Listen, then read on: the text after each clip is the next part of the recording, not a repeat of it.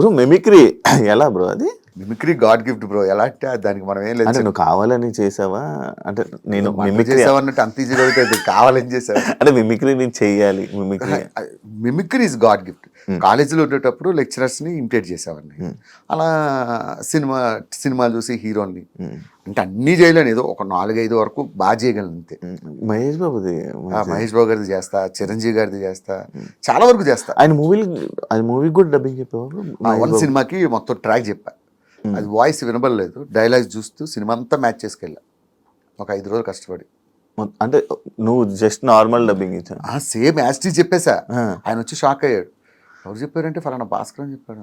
ఆయన షాక్ అయ్యి తర్వాత ఆయన చెప్పారు. కలిసారా, మాట్లాడారా? ఆ అదృష్టం ఒక్కసారి ఫోటో దిగాను అంతే, అక్కడ వేరే షూట్లో దొరకలేదు అటువంటి అదృష్టం.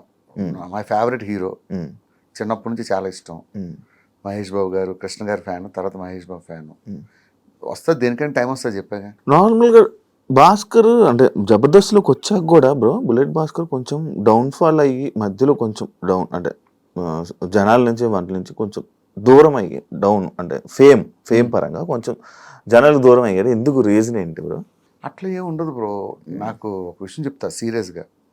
నీ పేరేం పేరు ఇప్పుడు? యాంకర్ శివ. రేపు పొద్దున్న మెగాస్టార్తో చిరంజీవి గారితో సినిమా చేసావు. సినిమా పెద్ద బ్లాక్ బస్టర్ అయింది. నిన్ను యాంకర్ శివ అంటారా, శివ 2 అంటారా? యాంకర్ శివ పేరు ఒకసారి వస్తుంది, దాన్ని కాపాడుకుంటూ వెళ్ళాలి తప్ప డౌన్ఫాల్ హైఫాల్ మనం ఏమైనా పెద్ద పెద్ద హీరోలు ఓ సినిమా ఫ్లాప్ అయితే సినిమా డౌన్ఫాల్ స్టార్ట్ అవుతుంది. చిన్న ఇండస్ట్రీ కదా బ్రో. ఏం కాదు, వన్స్ పబ్లిక్ మనసులో పేరు వచ్చిందంటే అది జీవితాంతం ఉంటుంది.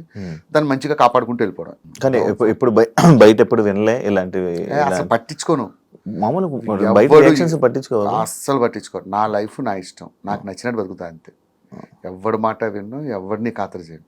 ఈ విషయం మా జబర్దస్త్లో ఎవరడిగినా చెప్తారు, నేను అసలు పట్టించుకోను. ఇప్పుడు బెట్టింగ్ యాప్స్ మీద మీకు ప్రమోషన్స్ వచ్చాయా చేయమని ఎప్పుడైనా? నాకు ఛానలే లేదు, ఇన్స్టాగ్రామ్లో అకౌంట్ లేదంటే, వీడియో చేసి పెళ్ళి అవ్వలేదంటే మీ ఆవిడ వంట ఏం చేస్తారు మంచిగా అని అడిగినట్టుంది. ఇప్పుడు నార్మల్గా ఫేమ్ ఉన్న పర్సన్స్కి ఛానల్ ఏం అవసరం లేదు, వీడియోలు చేసేసి ఇచ్చేస్తే చాలు. నేను అలా మీ దాంట్లో కొంతమంది చేసి ఉన్నారు. నేను చేస్తాను. ఎలాంటి వాటికి తెలుసా అన్న, నేను ఇక్కడ టీ షాప్ పెట్టుకున్నాను, నాకు బయట ఇమ్మని అన్నట్టు వాడికి ఇస్తా. అన్న ఇక్కడ చిన్న హాస్టల్ పెట్టుకున్నాను, వాడికి ఇస్తా. ఎందుకు ఇస్తానంటే, అరే నా వల్ల కనీసం ఒక కస్టమర్ వాడి దగ్గరికి వచ్చినా ఐ ఫీల్ వెరీ హ్యాపీ. ఇటువంటి బెట్టింగ్ యాప్స్ అనేది అది మనం అలాంటివి చేయలేము. దాన్ని చేయడం అంటే అంత దరిద్రం కోరుకోవట్లేదు. అదే ఇప్పుడు నేను ఒక పాయింట్ ఒక కామెంట్కి సంబంధించి నేను ఒకటి తీసుకున్నా. అదేంటంటే జబర్దస్త్ నటుల్ని ఇండస్ట్రీ తక్కువగా చూస్తుంది, కావాలనే అవకాశాలు ఇవ్వడం లేదు అని అంటే దానికి ఆన్సర్ ఏమిస్తావు? అది వాడే అభిప్రాయం, మన అభిప్రాయం ఏం లేదు. అలా అవకాశాలు ఇవ్వకపోతే ఆది ఎలా వెళ్తాడు, గెటప్ శ్రీని ఎలా వెళ్తారు, చంద్ర వెళ్తారు, వీళ్ళంతా సినిమాలో చేస్తున్నారు కదా.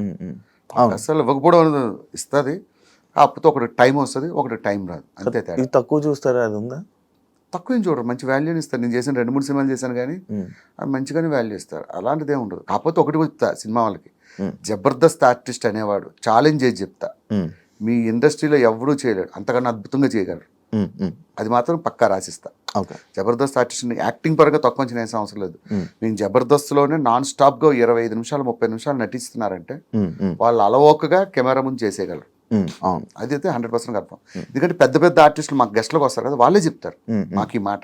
నాకు అప్పుడే అర్థమైంది జబర్దస్త్ ఆర్టిస్టులు గొప్పతనం. అరే మీరు ఎట్లా చేస్తున్నారా 20-25 నిమిషాలు నాన్ స్టాప్గా డైలాగులు గుర్తుపెట్టుకుని. సినిమా ఏముంది బాబు, చిన్న ముక్క ఇలా చెప్తారు కట్, చిన్న ముక్క చెప్తారు కట్, అట్లా కాదు కదా.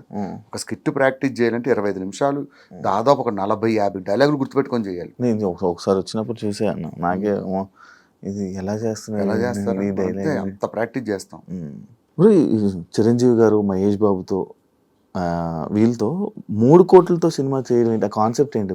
యాక్చువల్గా నేను అది ఒక నార్మల్గా చెప్పిన డైలాగ్ ఏంటంటే, నాకు యాక్చువల్గా నేను I'm not a great actor but good director. Script పరంగా నేనే రాసుకుంటా, డైరెక్షన్ విషయంలో నేను మంచి టాప్. ఎవరిని ఎట్లా మౌల్డ్ చేయాలి, ఎట్లా తీయాలి అనేది నాకు బాగా అవగాహన ఉంది. నా టార్గెట్ ఏంటంటే రేపు పొద్దున ఏదైనా సినిమా డైరెక్షన్ ట్రయల్స్లో ఉన్నా, రేపు పొద్దున ఒక సినిమా తీసిన ఒక 3 నుంచి 5 కోట్లు సినిమా తీయాలి, అదొక 100-200 కోట్లు 100 కోట్లు వచ్చేంత సినిమా తీస్తా. 3 నుంచి 5 కోట్లు ఎందుకంటానంటే సినిమా క్వాలిటీ, లేకపోతే దాని షార్ట్ ఫిల్మ్ అంటారు. సో ఆ క్వాలిటీ పెట్టి సినిమా తీసి 5 కోట్లు ఒక 100 కోట్లు కొట్టే సినిమా తీయాలని నా టార్గెట్. ఫ్యూచర్లో కూడా అంతే. చిరంజీవి గారిని పెట్టా నేను 5 కోట్లని సినిమా తీస్తా. నువ్వు చిరంజీవి సినిమాని వస్తావా, సినిమాకి చిరంజీవి 100 కోట్లు పెట్టాడని వస్తావా? అంతే చాలు. సినిమాలో దమ్ము ఉండాలి, కథలో దమ్ము ఉండాలి, డైలాగ్స్లో దమ్ము ఉండాలి, సినిమా సూపర్ డూపర్ హిట్ అవుద్ది. అంతేగాని చిరంజీవి గారు 100 కోట్లు సెట్ వేసి ఒక ఫైట్ చేశారంటే ఫైట్ కోసం వెళ్తాను. నా టార్గెట్ చెప్తున్నా, నా ఫ్యూచర్. రేపు ఉదయం ఫ్యూచర్లో నేను డైరెక్టర్గా సక్సెస్ అయినా కూడా వీళ్ళతో కూడా అలాంటి బడ్జెట్లో సినిమా తీయాలని నా కోరిక. అంతే. మీ డైరెక్షన్ ఇష్టం? చాలా ఇష్టం. మరి నేను జబర్దస్త్ చేసేది అదే కదా. అదే మరి ఎందుకు బ్రో బయట ఏం చేయలేదు? ఒక డైరెక్షన్ చేయాలని లేదా? లైక్ మన వేణు ఉంది, చెప్పాను కదా, ఇండస్ట్రీలో ఎవరికైనా దేనికి నువ్వే 5 సంవత్సరాలు 6 సంవత్సరాలు ఎంత స్ట్రగుల్స్ పడ్డావో నాకు తెలుసు. దేనికైనా టైం వచ్చినప్పుడు ప్రతిదీ దేవుడు పెడతాడబ్బా. అది పెట్టేంత వరకు నువ్వు ఎంత పరిగెత్తినా అవ్వదు. ఈ టైంకి ఇది జరగాలని దేవుడు రాసి పెడతాడు, అది జరుగుద్ది అంతే. కథలు రాస్తావా? బోల్డ్ కథలు రాస్తుంటా. 2-3 ప్రొడ్యూసర్లు చెప్పా, చాలా మందికి చెప్పా. కొంతమంది అయితే ఆ కథలను కాపీ కొట్టి సినిమాలు తీసేశారు. అప్పటి నుంచి అనుకున్నా ఇంకోసారి ఇలా చెప్పకూడదని చెప్పి. చాలామంది పేర్లు చెప్పండి, మళ్ళీ వాళ్ళు హట్ అవుతారు. నేను చెప్పిన కథలు విని సేమ్ చిన్న చిన్న చేంజెస్ చేసి సినిమాలు తీసేసుకున్నారు. ఆ 2-3 సినిమాలు హిట్ అయ్యాయి. అప్పటి నుంచి అనుకున్నాను, కనిపించిన ప్రతి ఎదోకి కథలు చెప్పకూడదురా బాబు, ఈసారి పక్కాగా ఒక జెన్యూన్ ప్రొడ్యూసర్ నమ్మకమైన దొరికితేనే చెప్పాలని చెప్పి డిసైడ్ అయ్యాగా. అంటే ఇప్పుడు ఇండస్ట్రీలో జరిగే ఫేక్ సినిమాలు స్టోరీలు అంటే ఇది మా కథ ఇది మా కథ అని అంటారు, అంటే నిజమే అది? నిజం. మరి నేను చెప్తున్నాను ఎగ్జాంపుల్, నేను చెప్పింది తీసి అటు ఇటు మార్చి తీసేసాడు వాళ్ళ సినిమాలు. మనకు అట్లాంటి ఏం లేదు. మన క్రియేటర్ ఇప్పుడు ఎలా ఉండాలంటే where there is creativity there is no end. మనం కొత్తగా ఆలోచిస్తున్నంత కాలం, ఇప్పుడు జబర్దస్త్లో ఇన్ని సంవత్సరాల నుంచి చేస్తానంటే ఎప్పటికప్పుడు ఏదో కొత్తగా ట్రై చేయబెట్టే. మనం ఇన్నోవేటివ్గా ఆలోచిస్తున్నంత కాలం మనం దాని గురించి బాధపడాల్సిన అవసరం లేదు. ఇది కాకపోతే దీన్ని మించిన కథ ఇంకోటి రాసుకుంటాం. సో అది ప్రాబ్లం లేదు. ఫినాన్షియల్ సెట్ అయ్యేవన్నా? ఫైనాన్షియల్గా ఓకేనా? ఎందుకంటే నాకు కొంచెం పెద్ద ఫ్యామిలీ, మా మదర్ని ఫాదర్ని నేనే చూసుకోవాలి, నా ఫ్యామిలీ, ఇంకా కొంచెం ఫ్యామిలీ కోసమే లైఫ్ సాక్రిఫైస్.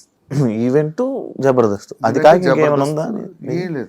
బిజినెస్ కానీ బిజినెస్ లేదు, మనకు అంత కమర్షియల్ ఆలోచనలు లేవు. అంటే ఎందుకన్నా నువ్వు ఇంకా ఇల్లు కొనుక్కున్నావా? ఓకే, ఒక ఫ్లాట్ తీసుకున్నా.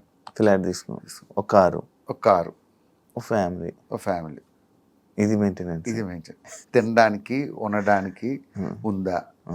నాకున్న చిన్న చిన్న కోరికలు, ఫోన్లు, వాచ్లు, ఇలాంటివి మన కోరికలు మనం తీర్చుకున్నావా? పాత ఫ్రెండ్స్ ఫోన్ చేస్తారా నీకు? స్టిల్ ఉన్నారా టచ్లో? ఎవ్వరు లేరు. వైజాగ్లో అందరినీ కట్ చేసుకొని వచ్చా. నేను ఎప్పుడైనా వెళ్తేప్పుడు వెళ్ళి పలకరిస్తూ ఉంటా. ఉన్నారా? ఉన్నారు, ఫ్రెండ్స్ అయితే ఉన్నారు. అప్పుడప్పుడు హైదరాబాద్లో ఒక ఫ్రెండ్ లేడు.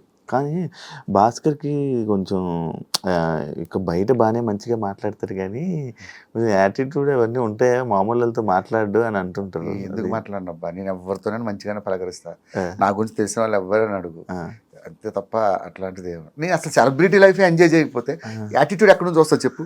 ఇప్పుడు నువ్వు పిలిచావు, నేను దేని మీద వచ్చా? 2 వీలర్ వేసుకొని వచ్చా. నాకు నిజంగా యాటిట్యూడ్ ఉంటే కార్ వేసుకొని వచ్చి శివ ఎక్కడమ్మా ఎట్లా ఉంటారు వాళ్ళందరినీ చూశాను నేను. నాతో పాటు వర్క్ చేసిన వాళ్ళు ఉంటారు కదా, సెలబ్రిటీస్ ఎప్పుడు కూడా జనాల దగ్గర సెలబ్రిటీలా బిహేవ్ చేయాలి. సెలబ్రిటీల దగ్గరే సెలబ్రిటీలా బిహేవ్ చేసి సెలబ్రిటీలు చూశాను నేను. యాటిట్యూడ్ నా ముందు వస్తా, భాస్కర్ మామూలు మాట్లాడచ్చు కదా, ఏంటి ఇలా వచ్చు? ఆడెవడో కాదు, నాతో పాటు పనిచేసినోడే ఇలా ఉంటాడు. ఇంట్లో అమ్మ దగ్గరకు కూడా, ఇంటికి వెళ్ళి కూడా, కాఫీ పెట్టావు, షుగర్ చూసుకో, వద్దులే ఎవరి పేర్లు వద్దు, వాళ్ళు చూసి ఇదేంద్రబాబు ఇలాంటి లైఫ్ మనం బతకూడదు. ఇప్పుడు మనం బయట ఏదో సెలబ్రిటీ, ఇంటికి వెళ్తే పిల్లల దగ్గర కూడా సెలబ్రిటీలో బిహేవ్ చేసిన వాళ్ళు ఉంటారు. వద్దబ్బా ఆ లైఫ్, ఆ యాటిట్యూడ్ అవన్నీ వద్దు. ఇవన్నీ జీవితం, నేను రియాలిటీలో బతుకుతా. ఇవన్నీ కలకాలం ఉండవు. మళ్ళీ ఒక్కసారి పడ్డామంటే మళ్ళీ కేర్ ఆఫ్ కృష్ణానగరే. అంతే. అలాంటి దెబ్బలు కూడా ఉంటాయి. ఎంతమందిని చూసాం ఇలాంటి వాళ్ళను. ఇలాగ విర్రవీగుతారు, కొంచెం తేడా డౌన్ఫాల్ వచ్చి స్టార్ట్ అయిందంటే మళ్ళీ అది శకలక్ శంకర్ ఏమైపోయాడు? శకలక్ శంకర్ వచ్చాడుగా మళ్ళీ, మన జబర్దస్త్కి వచ్చాడు, 2 ఎపిసోడ్లు చేశాడు, వెళ్ళిపోయాడు. కాదు మంచి ఉండే గ్రాఫ్ సడన్ గా అసలు పేరు కూడా వినపడకుండా అయిపోయింది. ఎందుకంటావు అన్న నార్మల్గా? మీకు ముందే చెప్పా, వేరే ఒకటి గురించి నేను మాట్లాడు. కాదు, నీకు మంచి పరిచయం కదన్నా. నాకు పరిచయం ఉందంటే చెప్పాను కదా. ఇప్పుడు నీకు ఒక విషయం చెప్తా చూడు, అందరినీ సాటిస్ఫై చేయడం దేవుడి వల్లే కాలేదు. మనం ఏం చెప్తాం వాడి గురించి, ఎవరి లైఫ్ వాళ్ళ ఇష్టం. గుర్తుపెట్టుకో, ఇప్పుడు బాధపడ్డా నీ దగ్గరికి వచ్చి? ఎప్పుడు బాధపడలేదు. ప్రతి వాడికి దేవుడు మంచి లైఫ్ ఇస్తాడబ్బా. అది ఎవడవని, పేదోడవని గొప్పోడవని, ప్రతి వాడికి దేవుడు మంచి లైఫ్ ఇస్తాడు. పుట్టించడం మంచిగానే, మంచి లైఫ్ తోనే పుట్టిస్తాడు. ఎవడి లైఫ్ వాడు చెడగొట్టుకుంటాడు అంతే మధ్యలో.